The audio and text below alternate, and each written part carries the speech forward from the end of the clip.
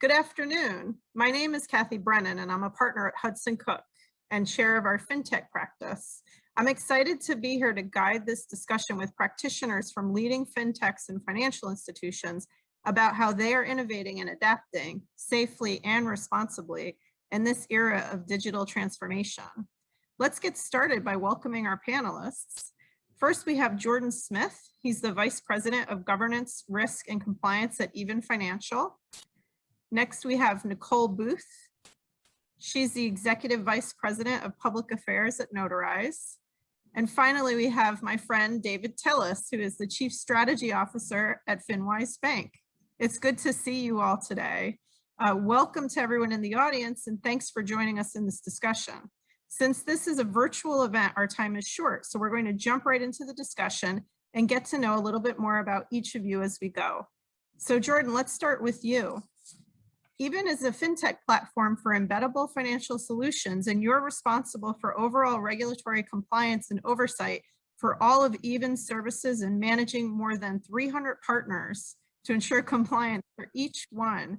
How are you tackling this seemingly overwhelming task? It does seem overwhelming, but if you have certain practices and processes in place, that overwhelming task is, shrinks. I've talked about this before, and if those in the audience have heard it, maybe this is a good review, but it's a framework that I use all the time, right? There's typically 5 Ps that I talk about. There's partners, people, policy, processes, and programmatic technology. And if you have all those 5 things working together, right, that feeling of overwhelmingness kind of shrinks. And all of them are important, and there's underlying things with each one and how to do each thing, right? And policy and processes are important, and your partners are important too, right? You have to make sure that you're partnering with the right people, not only for brand, but for compliance, and making sure that they have good things in place and that they're following certain rules. But I think what's really important is people. And when I say people, I mean not your compliance department, but the people in your organization, right? So what that means is making sure that your customer success or partner solutions team understands compliance, making sure your product team and your engineering team and your marketing team, there's all understand and there's an education system in place at your organization so they understand what you do. Because they really, in some cases, are your first line, right? When you're talking with partner solutions or your customer success team, and they're talking to partners about what needs to be implemented, if a partner solutions person comes to me and says, Jordan, we have this partner, here's their website, this is what it looks like, and here are the things that I see are wrong or that need to be changed, I know I've done my job, right? I know that I can now look at this, I can review it, and they pointed out things that they know could be problematic, and it makes my job easier, right? And the same thing with product and engineering. If they're doing a new product, they know, hey, maybe Jordan might not like this, let's talk to him. So people, it's very important to have that education system. And then the other thing that's really important is that programmatic technology, perform line, or something in place to help you with rules, right? There are so many changes that happen, either quickly or take some time, but from APRs to APYs to just innovation changes or regulatory changes, to have something in place to be able to go in very quickly, check to see if your partners are doing the right thing, even if you've reviewed them, because we review everything before it goes live, to make sure that they're doing it correctly, it is, once again, makes those potential sleepless nights you having a sound sleep, right? And so those are really the main things to help us kind of get a responsible program in place and to make that that feeling of overwhelmingness shrink a little bit. Awesome, thanks, Jordan. Nicole, Notarize is a digital notary company, and you advocate to transform industries stuck in paper due to technology and regulatory barriers at both the state and federal levels. Across the United States, I understand 31 states currently allow remote online notarization. What's happening at the state and federal levels with remote online notarization laws, and what do you think is the next big thing? Well, thanks for the question. I'm going to focus on 3 points, starting first with the lay of the land. So Numbers vary depending on who you're talking to, but at Notarize, we like to say 34 states have passed remote online notarization laws, whether regulations are still needed or not. New Mexico, Kansas, Wyoming, and Arkansas all passed laws so far in 2021, and that leaves us with about 16 more to go. Many states currently have legislation pending, such as, the big anchor states of California and New York. And there's activity on the Secure Notarization Act at the federal level that would set a floor of security requirements for remote online notarization. Second, the pandemic highlighted the need for digital services, and we applaud states' leaderships in providing instant access to these services in order to keep businesses and organizations running. We expect the remaining states to evaluate their short-term actions, and we are advocating for long-term permanent passage of remote online notarization for the safety and security of the consumer notary and integrity of the Notarial Act. And then third, I think going forward, we need to put additional emphasis on ensuring digital services are accessible for all. Those who lack access to internet connectivity skills or affordable devices are being left behind in an increasingly digital society. And we believe that all consumers and communities should have the option to use digital services and platforms like Notarize and Ron. And just with physical infrastructure, we have a responsibility to do the same with software and the internet. So last point to hit here is, at Notarize, we're updating our product to include keyboard navigation and a screen reader experience for accessibility for those with disabilities. And we're continuing to work on multiple language accessibility. And currently we have Spanish speaking functions and notary. So we need more of that type of integration as we move forward. Nicole, thanks for that. Those are all really important developments to make our society work better and more equitably. David, nice to see you. You've been in the banking industry a while, and I know a lot of people who are listening today are very familiar with you. You've been a pioneer using technology within banking for companies such as Union Bank of Switzerland, Cross River Bank, and now, of course, FinWise Bank. What are your thoughts on the current discourse over fintechs and bank charters? Okay, so there's a lot going on there. So let's just start on the acquisition side. On the acquisition side, most folks are aware how Lending Club purchased Radius Bank, and that's going through. We'll see how things pan out there. SoFi, has an accepted agreement with Golden Pacific Bank, and we obviously know of several organizations that have pending ILCs in the beautiful state of Utah. So that's one thing that, and I think nobody could ignore. In terms of other acquisitions, Cross River acquired Seed just to increase some of their digital capacities.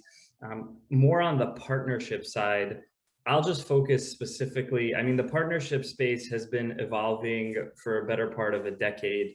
And Kathy, you're involved in pretty much every single transaction, so you're aware. Ultimately, from an infrastructure standpoint, especially with the pandemic, you are seeing more and more financial institutions either build, not very often, or more work with and partner with several of these lending platforms, whether it be on the lending side, whether it be on the embedded finance side. There is just so much going on, and the pandemic, I think, has ultimately forced to the good financial institutions to look at their offering and enhance their offering with some additional companies to ultimately grow and allow a better customer experience.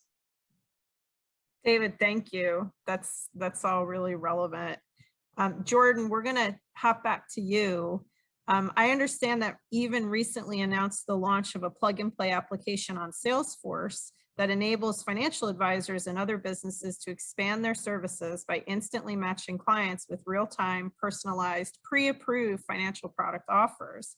Are there different types of compliance initiatives that you consider for partnerships like this? And how are you meeting those requirements? Yeah, so I love that term, plug and play. There's plug and play with compliance, right? There's compliance always that is a part of that. So yeah, whenever we from our inception, from even financial's inception, the compliance has always been a part of what we do and how we do things, right? Because we knew partnerships and innovation and what we do compliance and regulation, we weren't going to be able to do any of that and have those partnerships without it.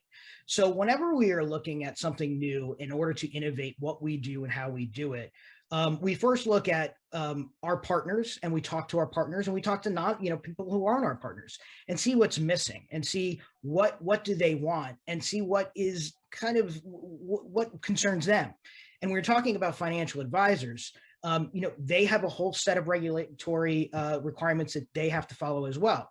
So much of the time, it's trying to understand their regulatory requirements, merging them with ours, and trying to come together in a kind of a pact, right? And figuring out how to move forward.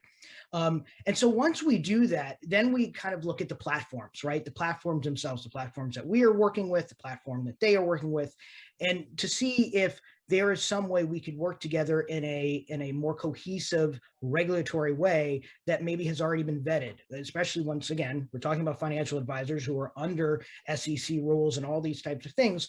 What can come in and what can we use in order to make sure it's safe and it's responsible? So we'll look at those, we'll vet those, we'll look at the gaps, we'll look at how it works and what doesn't work, right? And in many cases, when you're doing that and going through those different innovations, a lot of times I will, raise my hand and say, listen, this implementation just won't work. We have to figure out a different way. And you have to, fortunately, I have an executive team that compliance is key. They understand that. And it's key to have that in your executive team, right? When you're talking about these innovations and you're talking about these changes, for them to understand that, understand why you are in the room, and understand why it's important, right? To say, this isn't going to work, but this might work, right? And then we start looking at the specifics, right? Of how are we going to do certain things that we know we need from a company, such as consents, right? Consent, very big for us. We won't do anything without a consent. How are we going to do that? Because in this case with Salesforce, we're talking about financial advisors who are talking to people one-on-one, but we want the consumer to actually understand our consent, understand our privacy policy and our terms and FCRA and TCPA, because those are coming from us. So how are we going to do that? How are we going to communicate that? How are we going to record that and log that, right? So we need all those things. And then we think about disclosures, and we think about scripts and what the financial advisors are talking about. These are all the things that you layer on each level. So you talk to your partners, you understand the innovations, you understand their issues, and you try to kind of merge together the regulations. You talk about the platforms, and then you get to the specifics of how you're going to do that. And in each level, there could be a point where you say, this isn't going to work, right? Or this will work, and we have to move that way. And so that's how we kind of, frame it and look at it in order to make sure we're doing the right thing, and being able to audit it as well. And, once it's live and once it's going. So even with this Salesforce, we are still doing compliance. We are still checking everything. We're still looking at the partners. It's part of the process. It goes right back to those 5 Ps I talked before. We're still doing those. It's just a different way, right? And those things come into play. Thanks, Jordan. Appreciate that. David, I'm going to hop back to you because bank partnerships have just been so much in the forefront of the news from consumer financial services perspective. And you have the unique experience of building out the strategic partnership departments, essentially, of 2 state chartered banks over the last decade, resulting in, I think, more than 30 partnerships. Can you tell us some of your best practices that you've identified and developed over the last decade? So, I mean, it really comes down to the 3 C's, and you'll hear me say this a lot, right? The 3 C's to me are compliance, capital, and character. So let's start on compliance. We see so many partners that want to do $1 billion in a year, 5 billion in 3 years, et cetera. And then you're looking at their team and you have a visible hole, which is generally, where is your compliance team? And they're like, okay, we are going to do it soon.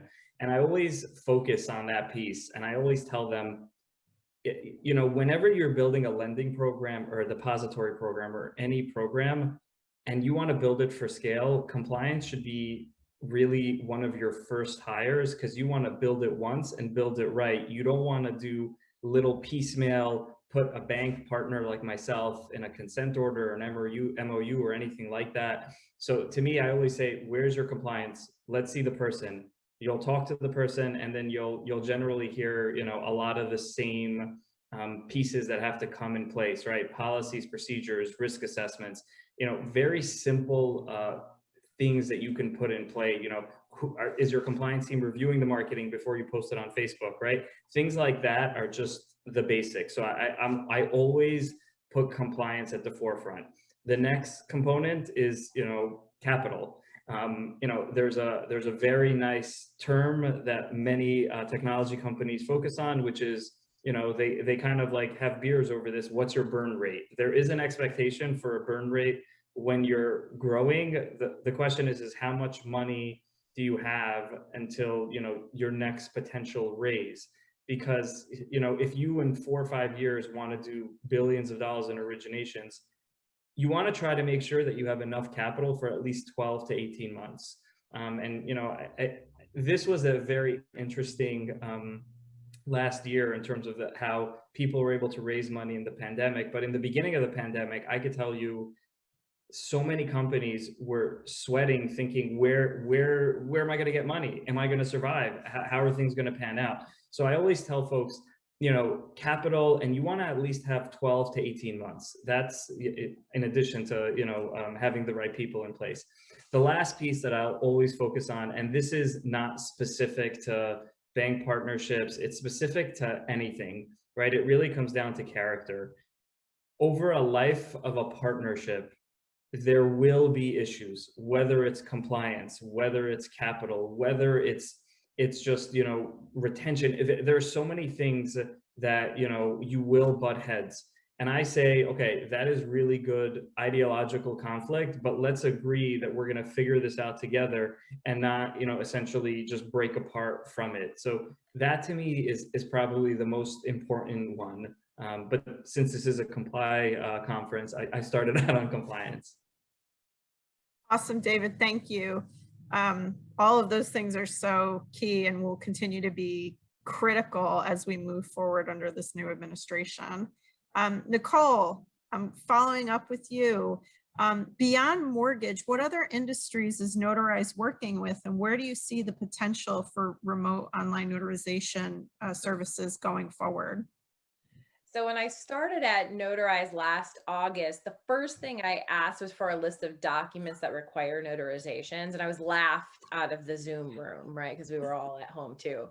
So not only are there state and federal documents that require notarization, specific organizations and companies can also require them. So that means you can see notarizations across multiple industries: healthcare, auto, insurance, wealth management, and others, even marriage license. The American Land Title Association conducted a survey of RON tech vendors, and in 2020, the number of notarizations using RON went up by 547%. And 75% of that was outside of the real estate industry. If a notarization is needed, you can use a RON for it.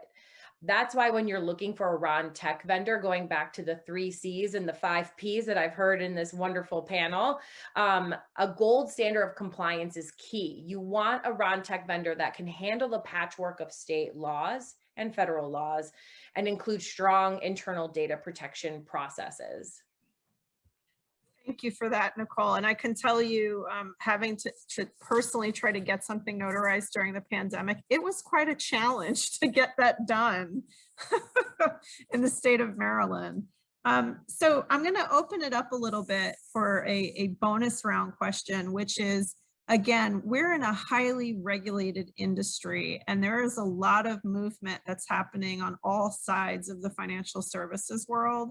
What are the things that keep each of you up at night, and that you are working to actively solve for, to address like the long-term health of your industries? And Nicole, I'm going to stick with you for this to start. I think there are, there's 2 things. One is, I want to make sure that our process creates a seamless experience for the consumer. I want the consumer to be able to create that a la carte process and us being a key part of that. But that means that I heard plug and play, I heard some other terms. We just need to make sure that we're working with our other technology partners to make sure that that is seamless for the consumer, that they don't even know some of us exist, right? And the second thing is, in our highly regulated industry, is I don't know what I don't know. And I'm not physically standing in capitals right now, working on regulations, working on legislation. And so who's passing what in the middle of the night that could intentionally or unintentionally impact our business? Yeah, great point. David, would love to hear your thoughts on this. So I'm going to answer your question with another question. What doesn't keep me up at night? I always focus, we are a regulated entity, and that by extension extends to our partners. Compliance risk, strategic risk, credit risk, every single risk keeps me up at night, and the life cycle. But in terms of what we do is, Nicole, to what you said, you could only control what you could control. For us, we are just consistently focusing on the end user, the customer, the borrower, the depositor, and we're thinking, okay, our mantra is, how do we help the customer go, whether it's up the credit spectrum, whether it's having a good experience. And if we focus on that, that is something that we could control. And, hopefully the things that we can't control won't impact us as much. That sounds a lot like the Serenity Prayer, which is always really good advice. So Jordan, I'm going to pose the same question to you. Yeah. So David and I probably should call David at 1 o'clock in the morning because I'm up at night too, right? There are so many things, especially with a new administration, that we know are probably going to come down, right? And certain things from data, right? And data sharing and all those other types of compliance things that keep me up at night and I'm thinking about. But I think, one of the things that people have to, as David said, is be aware of what you can control. So if it's data, start thinking about how you're using data and how you're sharing it and what types of implementations you need to do to make sure you're doing things correctly when the CFPB or the OCC or whoever comes down with certain rules and regulations. And that goes for other things that we know could come down the pike. And so you just try to prepare the best you can, try to think ahead and try to implement what you can now, thinking about what could happen in the future. Awesome. All good advice from our panelists. And we've reached the end of our discussion. I want to thank everyone for joining us today, listening in, and hope you have a good conference. Thank you for having me and us. Thank you.